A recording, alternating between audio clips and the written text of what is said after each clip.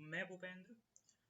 Geography all paper series में हम पहुंच चुके हैं 2017 के जो 15 या 11 मार्कर जो प्रश्न हैं उनमें, और यहाँ पर हम इन प्रश्नों में चर्चा करेंगे कि किसी प्रश्न के उत्तर को 300 या 200 शब्दों में कैसे लिखा जा सकता है। तो यहाँ पर मैं आज आपको दो प्रश्न सोल्व करवाने वाला हूँ, 2017 का फर्स्ट और उसका जो आगे वाला क्वेश्चन है उसको हम यहाँ पर सोल्व करवाने वाले हैं। एक्चुअल में जिस दिन मैंने क्वेश्चन दिया था तो मैं इस प्रश्न का उत्तर उस दिन उस वीडियो में अवेलेबल नहीं करवा पाया था, तो आज एक साथ हम यहाँ पर दो प्रश्न देखने वाले हैं। ये हमारा सैटरडे वाला क्वेश्चन है। देन इसके अलावा आज यहाँ पर जो मंडे को क्वेश्चन दिया था उन दोनों के उत्तर की हम साथ में चर्चा करेंगे। पहले क्वेश्चन नंबर फर्स्ट की प्रश्न पूछा गया था हमसे कि मध्य प्रदेश को भौतिक प्रदेशों में विभक्त कीजिए तथा उनका विस्तृत विवरण प्रस्तुत कीजिए। प्रश्न जो है वो काफी अच्छा है और यहाँ पर ये मान के चलिए कि इस प्रश्न से आपके बहुत सारे कई छोटे प्रश्न भी बन सकते हैं, क्योंकि आज के इस प्रश्न में हम यहाँ पर मध्य प्रदेश के जो खास कर जितने पठार और पर्वत श्रेणियां जो भी हैं भौगोलिक स्थिति उसकी हम यहाँ पर चर्चा करने वाले हैं। तो चलिए बिना किसी देरी के शुरुआत करते हैं। सबसे पहले हम यहाँ पर एक भूमिका लिखेंगे कि मध्य प्रदेश भू आकृतिक प्रदेश की दृष्टि से कई आकृतियों में विभक्त है, जहाँ पठार पर्वत श्रेणियां एवं न्यूनतम समतल मैदान भी प्राप्त है। मध्य प्रदेश को भौतिक प्रदेशों की दृष्टि से दो भागों में बांटा गया है, जिसे पुनः 8 भागों में बांटा गया है। तो यहाँ पर इस प्रश्न के उत्तर को हम पहले कितने में लिख रहे हैं, 300 में। उसके बाद ये भी बता दूंगा कि 200 में कैसे लिखा जा सकता है। तो यहाँ पर हम पहले बात कर लें उन 8 भौतिक प्रदेशों की। तो दो भौतिक प्रदेश कौन कौन से हैं मध्य प्रदेश के? पहले तो एक है मध्य उच्च भूमि और दूसरा प्रायद्वीपीय भूमि। तो यहाँ पर मैं हमेशा कहता हूँ कि ऐसी चीजों को आपको क्या करना है, फ्लो चार्ट बनाकर इन चीजों को बहुत अच्छे से दर्शाना है। तो मध्य उच्च भूमि में कौन कौन सी चीजें आती हैं? तो पहला मध्य भारत का पठार, दूसरा मालवा पठार, तीसरा बुंदेलखंड, चौथा विंध्यन, पांचवा विंध्यांचल श्रेणी, यहाँ पर विंध्यन पठार है और ये विंध्यांचल श्रेणी है, और छठा नर्मदा सोन घाटी, और दूसरा है प्रायद्वीप भूमि जिसके दो भाग है, बघेलखंड और सतपुड़ा श्रेणी। बस आपको इस पूरे उत्तर में इन्हीं के बारे में चर्चा करनी है, और आई होप अगर आप पीएससी की तैयारी दिल से कर रहे हैं तो फिर आपको इनके बारे में अच्छी खासी जानकारी जरूर होगी, और वही हमें यहाँ पर लिखना है। तो हमेशा एक तरह कहता आया हूँ कि एक मैप आपको जरूर बनाना है, और एमपी और इंडिया का मैप तो अब आपकी आंखों में छप जाना चाहिए। जो दोनों मैप है लगभग 10 सेकंड के भीतर तो आपसे बन जाने चाहिए। तो यहाँ पर एमपी के मैप में हमने दर्शाया कि ये वाला हिस्सा क्या है, मध्य भारत का पठार है। देन ये वाला पूरा पोर्शन मालवा का पठार है, यहाँ पर बुंदेलखंड का पठार है। विंध्याचल जो है ऐसे करके यहाँ पर ऐसे जा रही है, तो ये विंध्यन पठार है। बीच वाला क्षेत्र नर्मदा सोन घाटी है।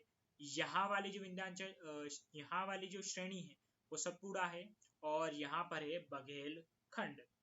तो एक मैप में अगर आप ये दर्शा देते हैं तो आपका बहुत सारा काम यहाँ पर हो जाता है और आपको ज्यादा नंबर मिलने की संभावना बन जाती है।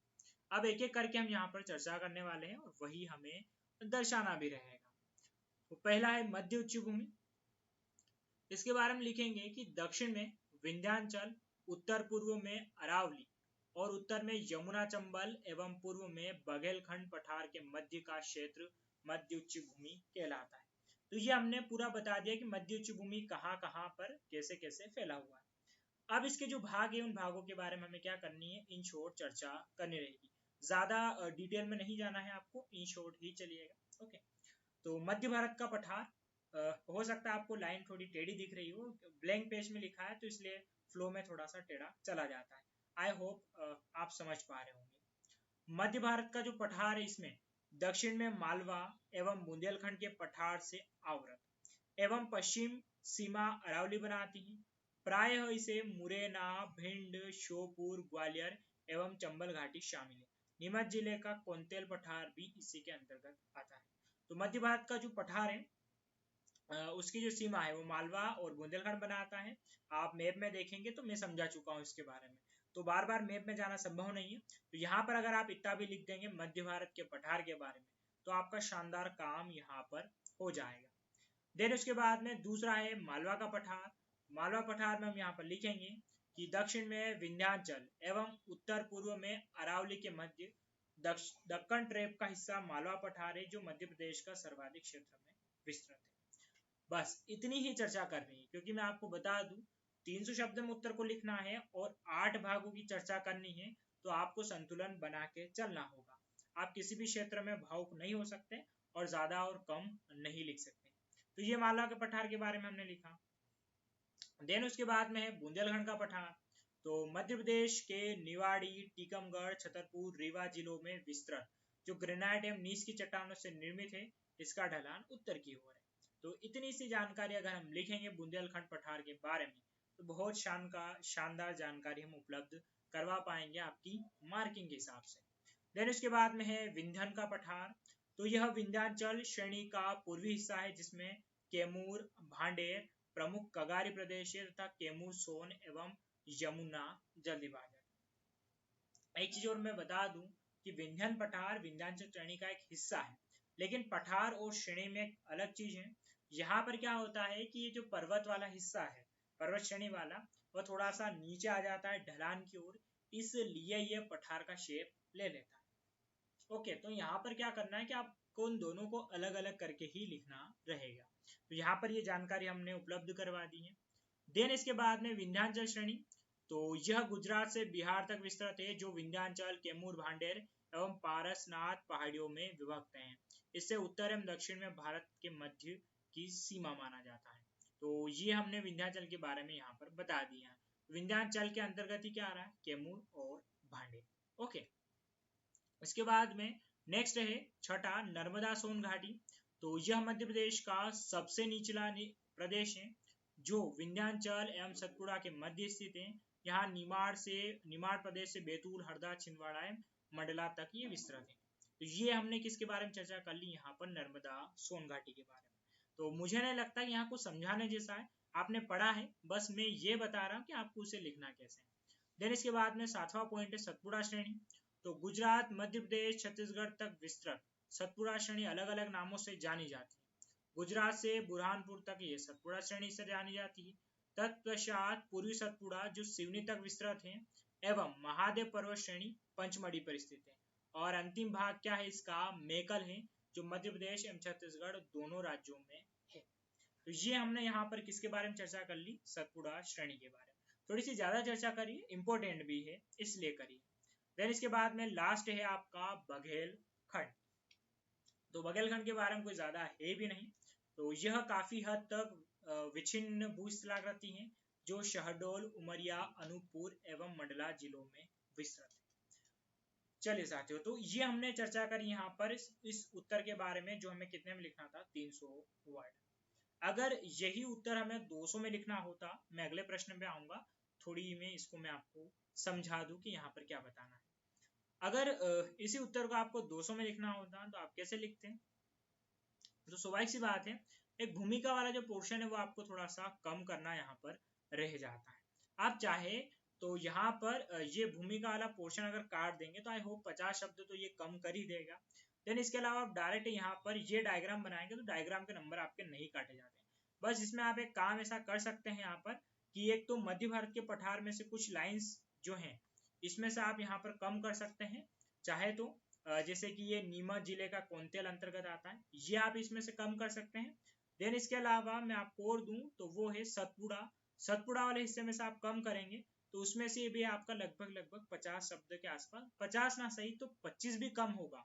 और अगर आपका उत्तर 215 तक भी चला गया तो कोई दिक्कत हमें इस उत्तर में नहीं होगी। और वैसे भी उत्तर 300 शब्दों से कम का ही है, तो आई होप 200 शब्द में आप एक अच्छा उत्तर लिख पाएंगे। तो साथियों, ये हमने चर्चा करी प्रश्न क्रमांक 1 की। अब यहाँ पर बारी आती है प्रश्न क्रमांक 2 की, 2017 के पेपर। शायद मैं बता दूं प्रश्न क्रमांक 2 एक्चुअल में है नहीं, ये उसका चौथा या तीसरा प्रश्न होना चाहिए। कुछ प्रश्न इसलिए स्किप किए क्योंकि हम उनको पहले कर चुके हैं, इसलिए मैं उनको रिपीट नहीं करवा रहा हूँ। ओके, तो प्रश्न क्रमांक 2 था हमारा, मध्य प्रदेश की जल प्रवाह प्रणाली का वितरण दीजिए। तो मध्य प्रदेश की जो जल प्रवाह प्रणाली उसका वितरण, यानी कि सीधा समझ लिए मध्य प्रदेश की नदियों के बारे में आपको क्या बताना है, विस्तार से बताना है। चलिए तो फिर शुरू करते हैं हम। तो सबसे पहले यहाँ पर लिखेंगे हम कि मध्य प्रदेश जल प्रवाह श्रेणी में उन्नत राज्य है, जहां नर्मदा, ताप्ती, चंबल जैसी नदियां हैं, किंतु इनका जल वितरण समान नहीं। मध्य प्रदेश की मात्र 2 नदियां नर्मदा और ताप्ती सीधे अरब सागर में जल गिराकर एस्चुरी का निर्माण करती हैं, और मध्य प्रदेश की नदियां कई प्रतिरूपों में जल प्रवाहित करती हैं, अध्यारोपित, आयताकार और वृक्षा। अध्यारोपित यानी कि बहुत सारा क्षेत्र जब काट के निकलते उसे कहते हैं अध्यारोपित, लाइक दैट चंबल की नदी। आयताकार तो जब नदी ज्यादा शेप में ना हो, सीधे सीधे चले यहाँ पर। और वृक्षाभ में जब नदियां बहुत सारी अलग अलग धाराओं में आगे जाकर विभक्त होती रहे, उसे कहेंगे हम वृक्षाभ। इसमें वृक्षाभ में आप नर्मदा का एग्जाम्पल ले सकते हैं। तो ये हमने यहाँ पर बता दिया भूमिका के बारे में मध्य प्रदेश की नदियों का। अब इसके अलावा एक अच्छा सा मैप बनाना है आपको, शानदार, जिसमें आपको क्या बताना है, मध्य प्रदेश का अपवाह तंत्र।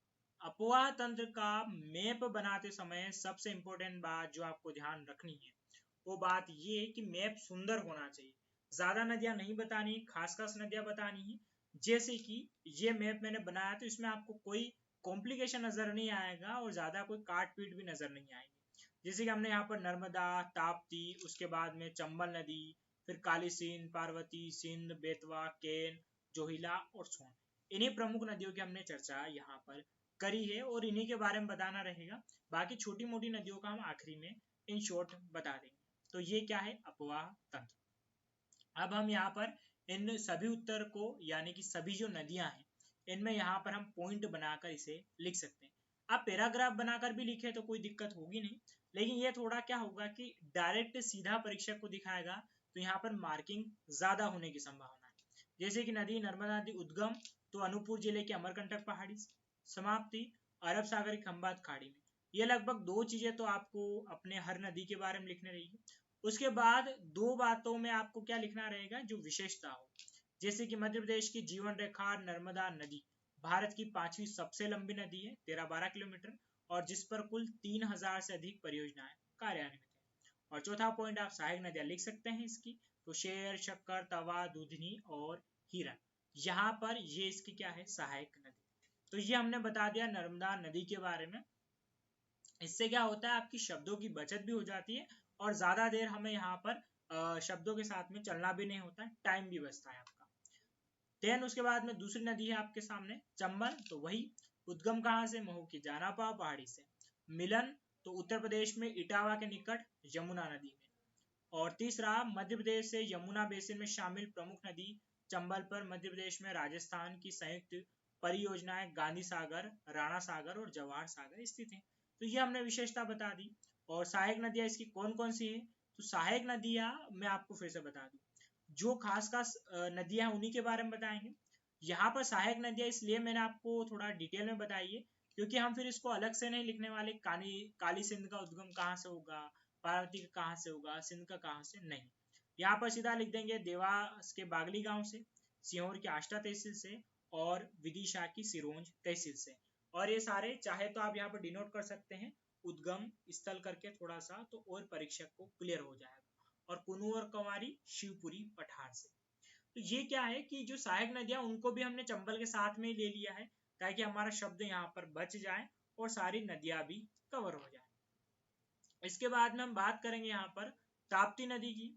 तो उद्गम तो बैतूल के मुल्ताई गांव से, समाप्ति खंबात की खाड़ी में। उसके बाद में तीसरा नर्मदा के अतिरिक्त भारत में पश्चिमी प्रवाहित नदियों में ताप्ती प्रमुख जिसका बेसिन महाराष्ट्र में, ये विशेषता। और सहायक नदी कौन सी इसकी, पूर्णना। और यहाँ पर स्टार बना के और अगर आप नंबर लेना चाहते हैं परीक्षक से तो यहाँ पर लिख देंगे नर्मदा और ताप्ती भ्रंश घाटी में बहती है। चलिए तो यहाँ तक चीजें हम ऐसे लिखते चलेंगे। फिर इसके बाद में फिर प्रमुख नदियों में सोन नदी। तो सोन नदी का उद्गम नर्मदा निकट अमरकंटक पहाड़ी से, मिलन पटना के निकट गंगा में। विशेषता तो सोन नदी स्वर्ण नदी के नाम से भी जानी जाती है और कैमूर भांडे श्रेणी में यमुना बेसिन से अलग होती है। चौथा यहाँ पर तो सहायक नदी आप हमेशा की तरह लिख रहे हैं, इसकी भी लिख दें जोहिला और महा ठीक है, महानदी नहीं है, महानदी अलग है और महान नदी अलग है। ओके, तो ये हमने किसके बारे में चर्चा करी, सोन नदी के बारे में। देन अब इसके बाद में हम चर्चा करेंगे प्रमुख नदी एक और जो हमारी है वो है बेतवा नदी। तो बेतवा का उद्गम कहाँ से, रायसेन जिले के कुमरा गांव से। मिलन कहाँ पर, तो हमीरपुर यूपी के निकट यमुना। तीसरा, तो बेतवा नदी पर मध्य प्रदेश एवं उत्तर प्रदेश की सीमा पर माता टीला बांध है और ओरछा इसी किनारे स्थित है।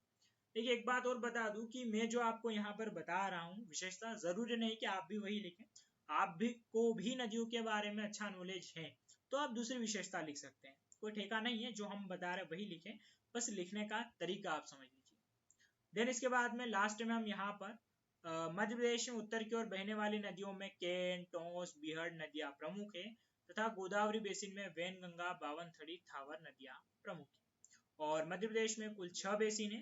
तो ये 6 बेसिन कौन कौन से हैं यहाँ पर, तो गंगा, यमुना, नर्मदा, ताप्ती, गोदावरी और महानदी। बेसिन से मतलब ये प्रमुख नदियां हैं जहां पर मध्य प्रदेश की सारी नदियां मिलती हैं। ओके, तो यहाँ पर ये बेसिन अगर आप शुरुआत में भी लिख देंगे कोई दिक्कत नहीं, आखिर में भी लिख देंगे कोई दिक्कत नहीं। तो साथियों ये उत्तर भी हमारा पूरा होता है 300 वर्ड। अगर इस उत्तर को 200 में लिखना होता तो हम कैसे लिखते हैं, तो इसके लिए मेरा आपको जवाब है कि जो 4 पॉइंट आप सब में लिख रहे थे उसमें एक काम करें कि आप सिर्फ 3 पॉइंट ही लिखें। ओके, तो आपका उत्तर जो है वो 200 में पूरा हो जाएगा। सहायक नदियों वाला आप हटा सकते हैं, तो लगभग लगभग आप जितनी भी नदियां लिखेंगे आई होप आपके 100 शब्द तो उसमें कम हो ही जाएंगे। तो साथियों आज का वीडियो रहा हमारा लंबा क्योंकि हमने यहाँ पर कवर किया 2 क्वेश्चंस को, क्योंकि मैं पिछले कुछ दिन में ला नहीं पाया था इसलिए दोनों मैंने आज साथ में रिकॉर्ड किया। आई होप आपको सीरीज अच्छे समझ में आ रही होगी और आप इसे एंजॉय भी कर रहे होंगे। आज का वीडियो हमारा यही समाप्त होता है। धन्यवाद।